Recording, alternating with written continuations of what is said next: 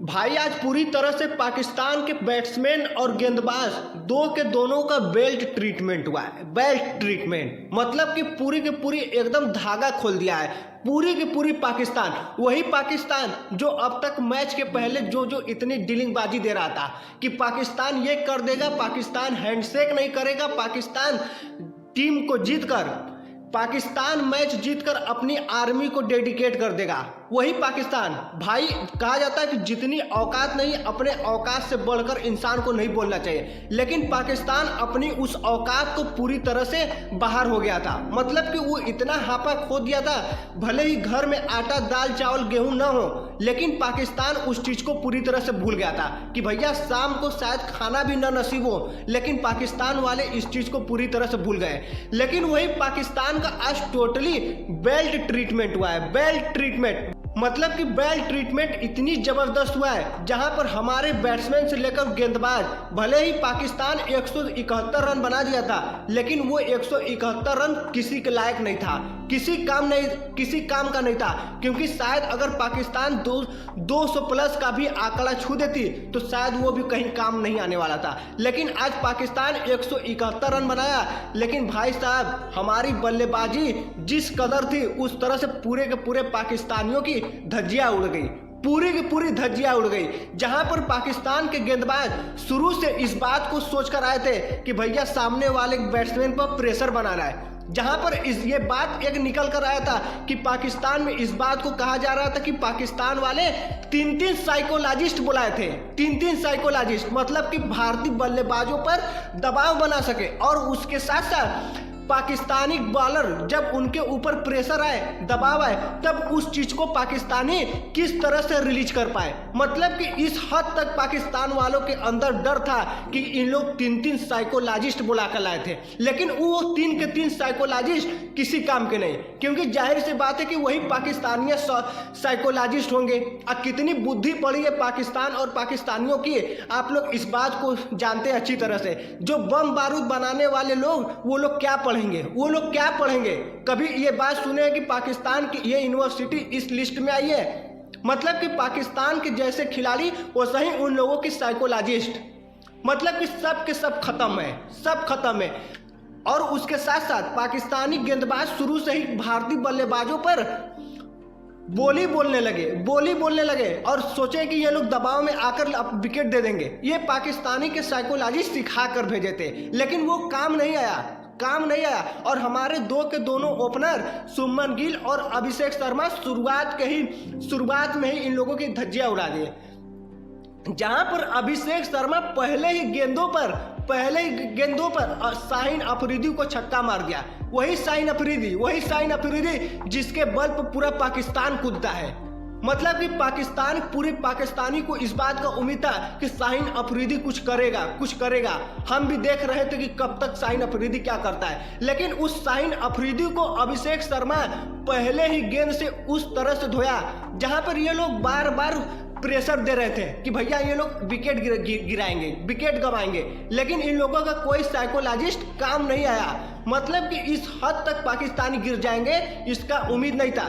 जहां पर इसके पहले वाले मैच में 14 सितंबर को पाकिस्तानियों को बोली नहीं निकल रहा था, कोई भी इस बात को नहीं बोल रहा था, लेकिन इन लोगों का कुछ अलग ही अंदाज चलता है। वही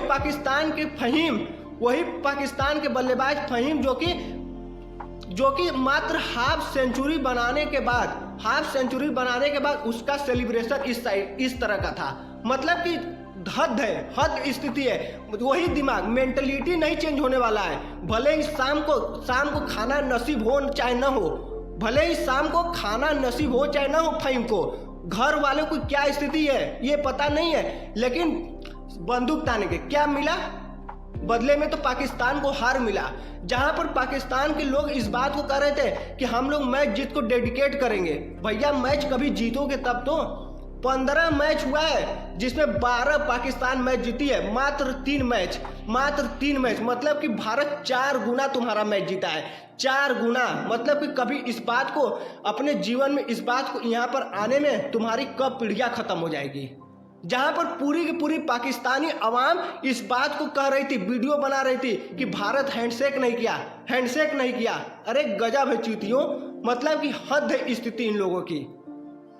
वही भारतीय बल्लेबाज हमारे तरफ से शुभमन गिल और अभिषेक शर्मा जो कि 105 रन की पार्टनरशिप की है। 105 रन की पहले विकेट के लिए 105 रन की पार्टनरशिपिंग हुई, जिसमें अभिषेक शर्मा 74 रन और उसके साथ साथ शुभमन गिल 48 रन बनाकर आउट हुए हैं। 48 रन। और उसके साथ साथ भले ही सूर्य कुमार इस मैच में न चले हो, लेकिन वो उस तरह का प्लेयर नहीं है। वो एक गलत शॉट सिलेक्शन से मैच क्लियर नहीं होता है, ये बात पूरी तरह से तय है। मतलब कि अगर किसी के एक शॉट से विकेट मिल जाता है तो मैच नहीं खत्म होता है। जहां पर भारत की 2 विकेट गिरने के बाद पाकिस्तानी दबाव बनाने लगे। उन लोग सोचे कि अब मैच हमारे कब्जे में आ गया है, लेकिन उसे क्या पता था कि अभी भारत की किस नंबर तक बल्लेबाजी है। जहां पर अभी उसके बाद तिलक वर्मा आए, संजू सैमसन ने भी अपना परफॉर्मेंस दिया, लेकिन एक गलत शॉट की वजह से उनका भी विकेट गिर गया। फिर भी पाकिस्तानियों को इस बात की पूरी उम्मीद थी कि भैया अभी भी हम जीत सकते हैं। हम भी देख रहे थे, क्योंकि इन लोगों को लग रहा था कि अभी हम लोग मैच में वापसी कर सकते हैं। लेकिन वहां पर हमारे तिलक वर्मा जो कि 30 रन बनाकर पूरी की पूरी तरह से 18 ओवर 5 गेंदों में मैच का सफाया कर दिए।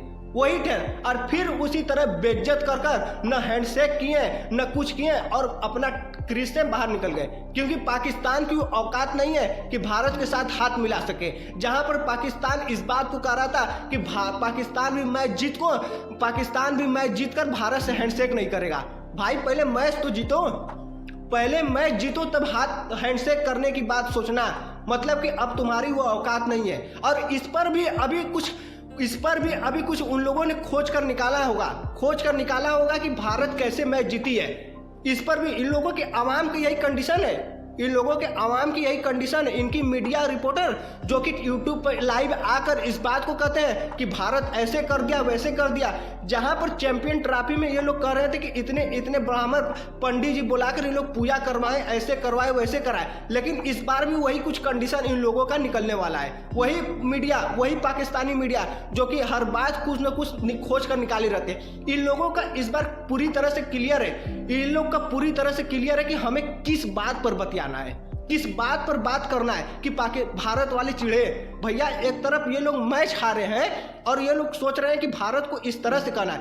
इन लोगों का पहले ही 2 चीजें क्लियर है कि इन लोगों की बात क्या करना है। इन लोगों को बात ये करना है कि फखर जमान को गलत आउट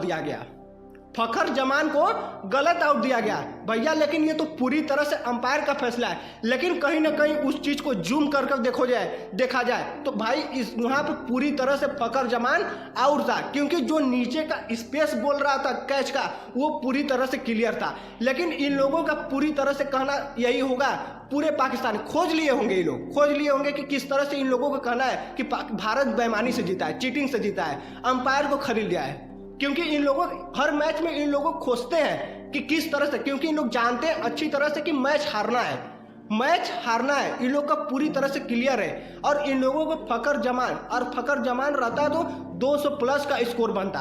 और भारत के बैट्समैन तो चूतिया हैं, उन लोग को नहीं बल्लेबाजी कर पाएंगे। गजब कंडीशन है, इन लोग का खोज कर यही निकालना है। और वही एक तरफ इनके फहीम जो हाफ सेंचुरी बनाए, जो इस तरह से सेलिब्रेशन किए।